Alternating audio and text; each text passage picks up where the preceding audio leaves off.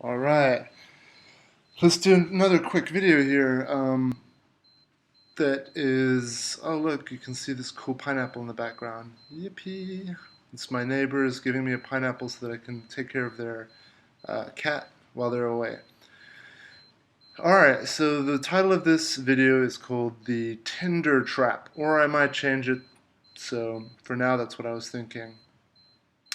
I did a couple of videos ago about the hardest parts of my breakup and talk about the emptiness and depression and all of this. And, it comes, yeah? It's going to come. But a couple of days have passed and I'm a lot clearer on the reasons. And, I started using Tinder, this dating application, about 8 months after my initial breakup. And,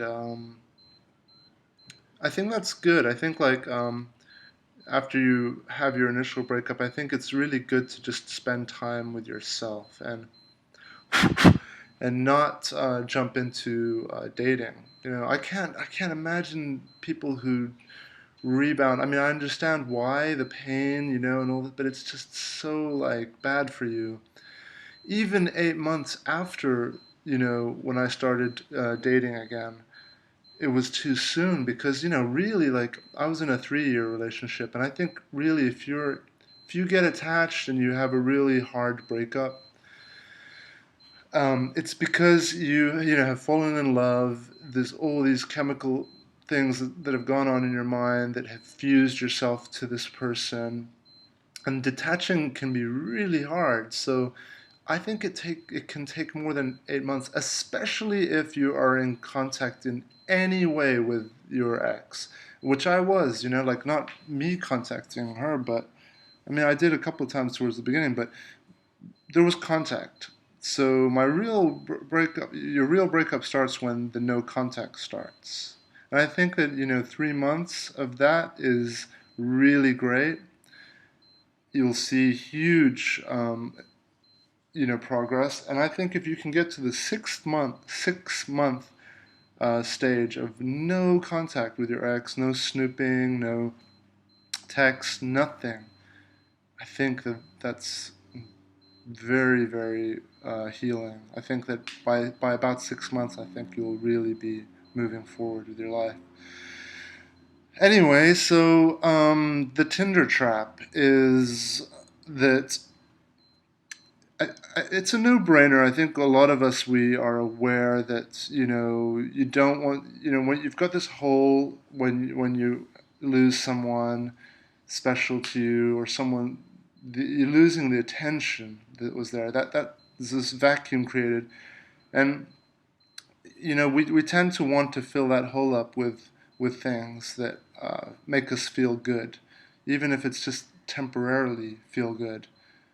And the problem with doing that, like for example, going on dates is like the most similar thing you can do to being with your ex.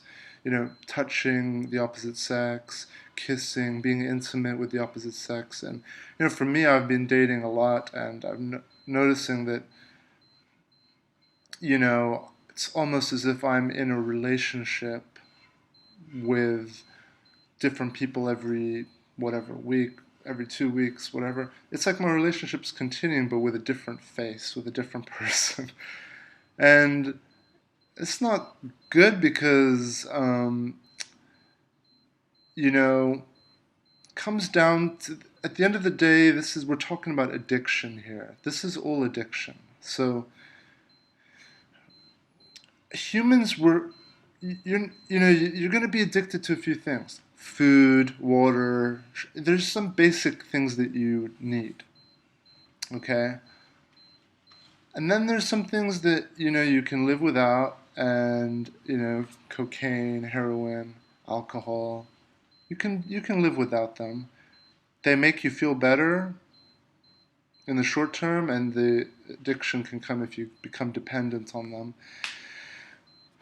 Going on dates, having sex, having like hookups, hooking up, even sexting, even flirting just by text. that can be extremely addictive because you're again being intimate with someone. I think that's what a lot of us we miss when we go from being in a relationship to being singles. We miss that intimacy, that just sharing things that you would not normally share with the average person.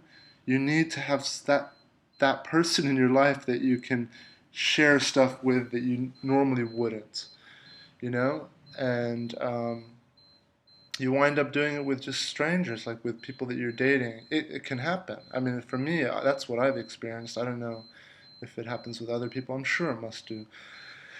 But the trap is that it feels so good because you're kind of going back to how it was with your ex in a very, very, different way. It's not the same, but you're kind of going back to that intimacy. And then that person, if it's a short term just dating, it can go like I'm living in a kind of like I live in Bali right now. And, people come here just for a week or a weekend. And kind of like that because like there's no risks of me getting attached and stuff. That's another issue. But problem is that you're gonna have this intimacy, and then the person's gonna go, or most rebounds like they don't last very long. Um, I think that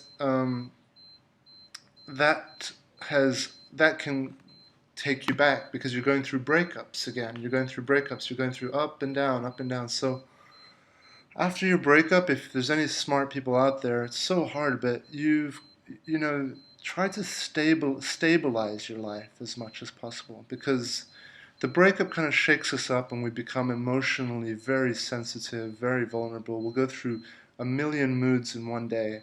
We'll go through 100 moods in an hour. You'll go from up to down to left to right.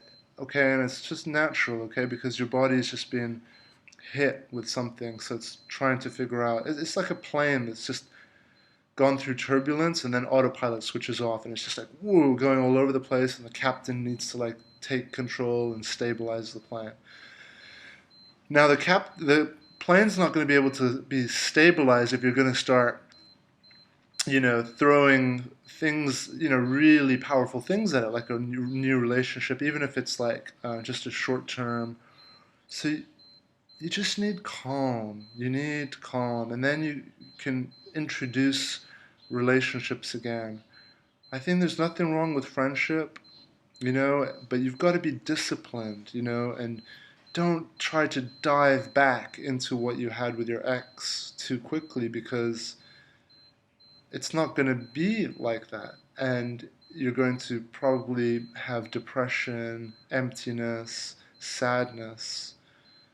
Even if you do wind up being in a relationship with someone else, you're going to be like depressed and sad and with that person. So it's I'm going to wrap this up by saying that you've got to sit with your depression and your sadness. You've got to sit with those really uncomfortable, horrible feelings and learn to like be okay with them because now's your chance to become at peace with rock bottom because everything's going to be up from there. Everything's going to get better. Day after day, things are going to be better.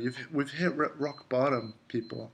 So, we've made it and we've survived. So everything's going to be better. We just have to not rush it, not mess it up, and just, be cool with the process. All right, like for me, like I gave it 8 months, and then I thought, okay, I can start dating, and it was fine. That's cool. Started dating, been dating now for so I started in November. Now it's like around what is it, September? So a while now, and I've met some incredible people. I've been honest the whole way. I haven't tried to cheat or sneak or be uncool. I've just been straight up, told everybody what I'm going through. I'm not looking for a relationship, etc. And just miss the intimacy. And I'm open with people. I tell them I miss the intimacy and just cuddling and kissing and all of that stuff. But if you do that, you just gotta like be aware and be mindful and don't cheat yourself. You know, learn to deal with the depression and the loneliness and the emptiness and the anger. Learn, work on them. All right, and I pray for everybody out there. I wish everybody the best. I hope everybody finds the happiness that is already there within all of us. It's just confidence, and finding that confidence comes when you just accept and you're okay with everything as it is. All right, guys, talk to you soon. Bye.